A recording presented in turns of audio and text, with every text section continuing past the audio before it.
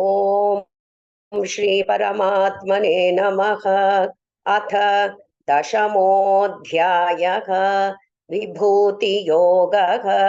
श्रीभगवानुवाच भूय एव महाबाहो शृणु मे परमौ वचः। यत्तेऽहं प्रीयमाणाय वक्ष्यामि हितकाम्यया। न मे विदुःसुरगणाः प्रभवन्न महर्षयः। अहमादिर्गिदेवानां महर्षीणां च सर्वशः। यो मामजमनादिं च वेत्ति लोकमहेश्वरम् असम्मूढः समर्थ्येषु सर्वपापैः प्रमुच्यते। बुद्धिर्ज्ञानमसम्मोहः क्षमा सत्यं दमः शमः सुखं दुःखं भवो भावः भयं चाभयमेव च अहिंसा समता तुष्टिः तपोदानै यशो यशः भवन्ति भावा भूतानां मत्त एव पृथग्विधाः। महर्षयः सप्त पूर्वे चत्वारो मनवस्तथा मद्भावा मानसा जाताः। येषा लोक इमाः प्रजाः एताव विभूतियोगं च मम यो वेति तत्त्वतः सोऽविकम्पेन योगेन युज्यते नात्र संशयः।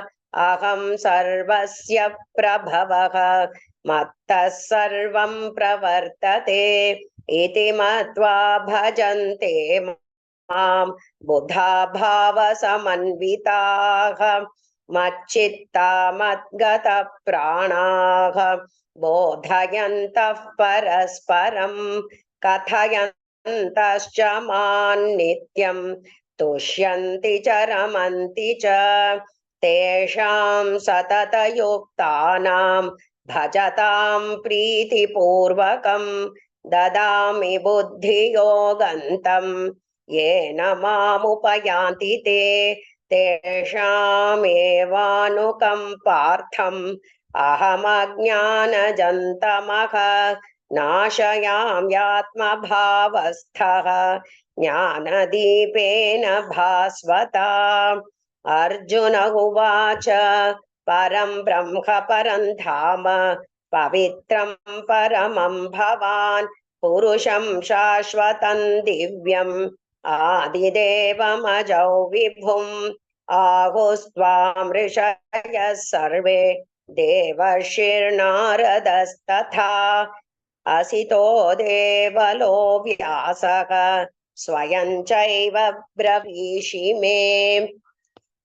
स्वयमेत सर्वमेतदृतं मन्ये यन्मां वदसि केशव।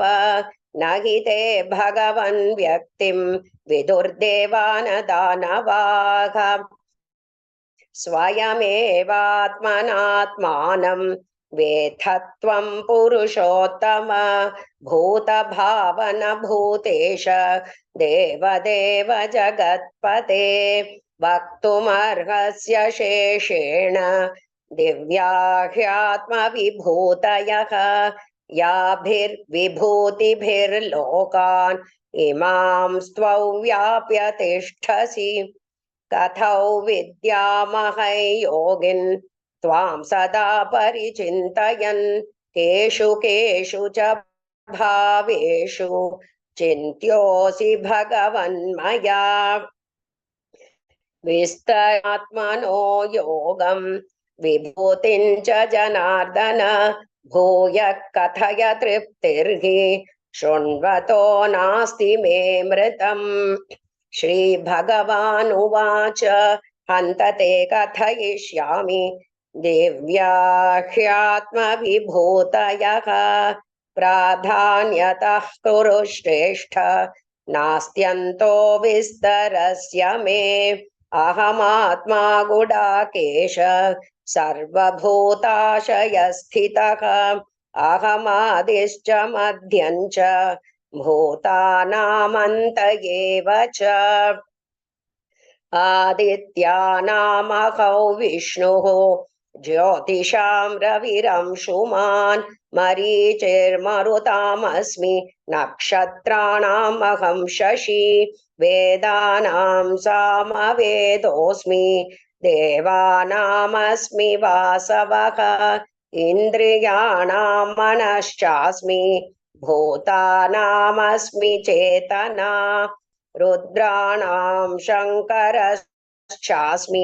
वित्तेशो यक्षरक्षसां वसूनां पावकश्चास्मि मेरुः शिखरिणामहम् पुरोधसां च मुख्यं मां विद्धि पार्थ बृहस्पतिं सेनानीनामहं स्कन्दः सरसामस्मि सागरः महर्षीणां भृगुरहं गिरामस्म्येकमक्षरं यज्ञानां जपयज्ञोऽस्मि स्थावराणां हिमालयः अश्वत्थः सर्ववृक्षाणां देवर्षीणां च नारदः गन्धर्वाणां चित्ररथः सिद्धानां कपिलो मुनिः उच्चैश्रवसमश्वानां विद्धि माममृतोद्भवम् ऐरावतं गजेन्द्राणां नराणां च नराधिपम् आयुधानामहौ वज्रं धेनूनामस्मि कामधुक् प्रजनश्चास्मि कन्दर्पः सर्पाणामस्मि वासुकिः अनन्तश्चास्मि नागानां वरुणो यादसामहं पितॄणामर्यमा चास्मि यमः संयमतामहम् प्रह्लादश्चास्मि दैत्यानां कालः कलयतामहं मृगाणां च मृगेन्द्रोऽहं वैनतेयश्च पक्षिणां पवनः पवतामस्मि रामः शस्त्रभृतामहं झषाणां मकरश्चास्मि स्रोतसामस्मि जाह्नवी सर्गाणामादिरन्तश्च मध्यं चैवाहमर्जुन अध्यात्मविद्या विद्यानां वादः प्रवदतामहम् अक्षराणामकारोऽस्मि द्वन्द्वः सामासिकस्य च अहमेवाक्षयः कालः धाताहौ विश्वतो मुखः मृत्युः सर्वहरश्चाहम् उद्भवश्च भविष्यतां कीर्तिश्रीर्वाक् च नारीणां स्मृतिर्मेधा धृतिः क्षमा बृहत्साम तथा साम्नां गायत्री छन्दसामहं मासानां मार्गशीर्षोऽहं ऋतूनां कुसुमाकरः द्योतञ्छलयतामस्मि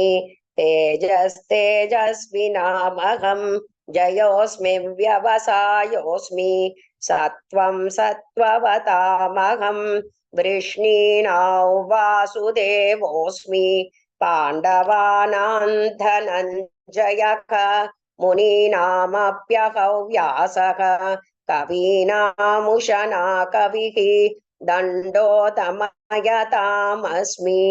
नीतिरस्मि जिगीषतां मौनं चैवास्मि गुह्यानां ज्ञानं ज्ञानवतामहं यच्चापि सर्वभूतानां बीजं तदहमर्जुन न तदस्ति विना यस्यात् मयात् भूतं चराचरं नान्तोऽस्ति मम दिव्यानां विभूतीनां परन्तप एष तु देशतः प्रोक्तः विभूतेर्विस्तरो मया यद्यद् विभूतिमत्सत्त्वं श्रीमदूर्जितमेव वा तत्तदेवावगच्छत्वं मम तेजोंस सम्भवम् अथवा बहुनैतेने किं ज्ञातेन तवार्जुन विष्टव्याहमिति कृत्स्नम् एकांशेन स्थितो जगत् ॐ तत्सदिति श्रीमद्भगवद्गीतासु उपनिषत्सु ब्रह्मविद्यायां योगशास्त्रे श्रीकृष्णार्जुन संवादे विभूतियोगो नाम दशमोऽध्यायः। सर्वधर्मान् परित्यज्य मामेकं शरणौ व्रज अहं त्वा सर्वपापेभ्यः मोक्षयिष्यामि मा शुचः।